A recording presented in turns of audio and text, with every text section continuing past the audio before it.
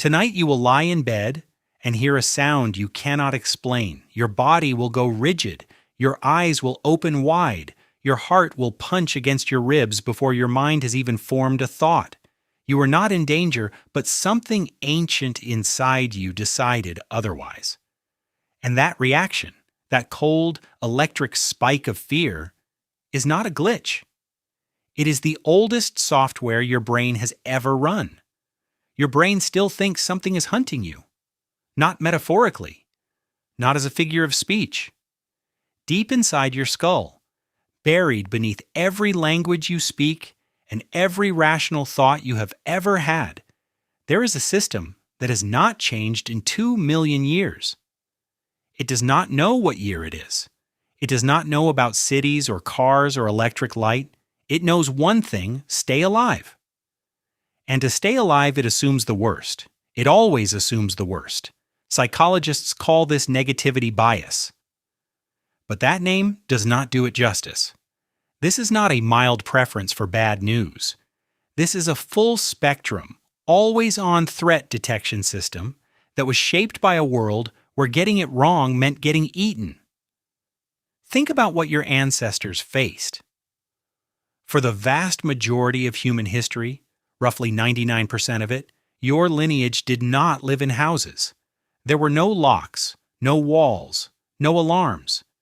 Your ancestors slept on the ground, in caves, in trees, in the dark, surrounded by things that wanted to kill them: lions, leopards, hyenas, rival groups of humans. And the predators that scared them most were not the ones they could see. They were the ones they could not. Neuroscientist Joseph LeDoux spent decades studying what he called the fear circuit, a pathway inside your brain that processes threat signals before your conscious mind is even aware something is wrong.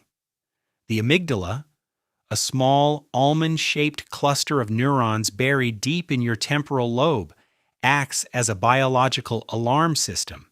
It reads incoming signals and triggers a full-body response in less than 100 milliseconds. That is faster than the blink of an eye, faster than thought, faster than language. Your amygdala does not wait for evidence. It acts. This is not a design flaw. For your ancestors, waiting for evidence was a death sentence. Imagine you are walking through tall grass on the African savanna 200,000 years ago. You hear something move. You do not know what it is. You have two choices: assume it is nothing and keep walking, or assume it is something and run. The ones who assumed it was nothing, the ones whose brains required certainty before reacting, did not survive long enough to pass that trait forward. The ones who ran, even when there was nothing there, lived to see another day, and another, and another. You are descended from the runners. Psychologist Arne Oman, who spent his career at the Karolinska Institute in Stockholm, demonstrated something remarkable about the human brain. He showed people images in rapid succession, so fast that the conscious mind could not process them. Hidden in those flashes were images of snakes and spiders, alongside neutral objects like flowers and mushrooms. Even when the people could not consciously see the snakes, their skin conductance spiked. Their stress response fired. Their bodies reacted to a threat their minds did not even know was there. Your brain has a shortcut that bypasses thinking entirely, and that shortcut is not subtle. It shapes almost everything you do. It explains why you remember criticism longer than praise, why a single bad review stays with you for days, while 10 good ones dissolve by morning, why you can replay an embarrassing moment from 15 years ago in perfect detail, but cannot recall 100 ordinary Tuesday afternoons. Your brain is not trying to torture you. It is cataloging threats. It is building a map of danger. It is doing exactly what it was designed to do in a world where forgetting a threat once could mean you never got a second chance. Psychologists Roy Baumeister and Ellen Bratzlaffsky published a paper in 2001 that named this phenomenon. Bad is stronger than good.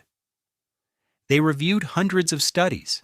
They found that negative events have roughly twice the psychological impact of equivalent positive ones.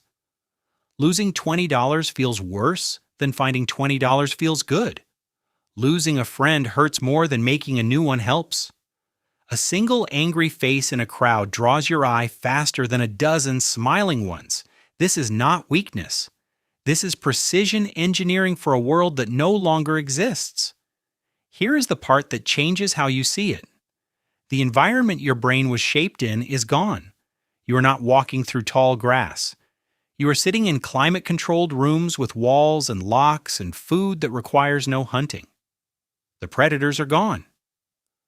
But the hardware is still running, and because the hardware is still running, it applies the same ancient logic to the modern world. The angry email from your boss. The awkward silence in a conversation. The news headline about a disaster 3,000 miles away. Your threat detection system cannot tell the difference between a leopard in the dark and a passive-aggressive message in your inbox. To your amygdala, they feel the same. This is why you cannot stop checking your phone. Every buzz could be good news or bad news, and your brain insists on knowing which.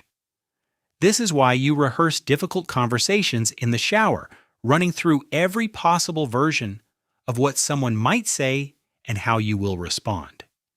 This is why you cannot unsee a critical comment on something you made, no matter how many people loved it.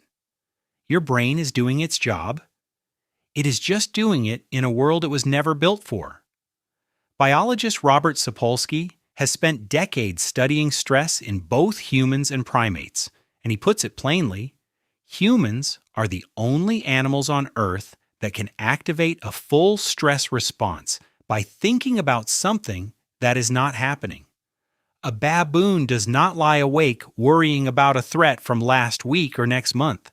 Its stress system fires, it runs or fights, and then the stress system switches off. Your stress system can run for years on nothing but memory and imagination. You can scare yourself with thoughts alone. That is how powerful the threat detection system is. That is how seriously your brain takes its ancient job. And now consider what happens when you watch the news, or scroll through social media, or sit in traffic running late to something that matters to you. Every one of those situations triggers the same circuitry that kept your ancestors alive on the savanna. The stakes are completely different. The wiring is identical. There is a term for what this looks like from the outside: hypervigilance. And while clinical hypervigilance describes a specific response to trauma, a milder version of it is the default human condition. You are always scanning, always reading the room, always wondering if the person who did not reply to your message is angry, or if the slight change in someone's tone means something is wrong. You are a species that survived by never fully relaxing. And you carry that legacy with you into every meeting, every dinner, every quiet moment where your mind refuses to be quiet. But here is what you need to hold on to. The fact that this system fires does not mean the threat is real. The sound in the dark was probably nothing. The critical voice you heard in someone's words was probably a projection. The feeling of being watched, of being judged, of being one mistake away from disaster, that is an ancient alarm, not a modern report. Your brain cannot tell the difference, but you can. That is the thing the ancient circuitry never accounted for: consciousness, awareness. The ability to observe your own fear and ask whether it is signal or noise. The amygdala fires before you think. But after the firing, there is a pause, however small, where your prefrontal cortex, the newest part of your brain, can step in. It can look at what triggered the alarm and assess it. It can say, not a leopard, just a shadow. You were built by a world that no longer exists, but you are living in one that does. And the next time your body goes rigid at a sound in the dark, The next time your heart spikes at an email or your stomach tightens before a conversation you have been dreading, you will know exactly what is happening. It is not weakness. It is not anxiety. It is 2 million years of survival firing on your behalf in a world it was never designed to understand.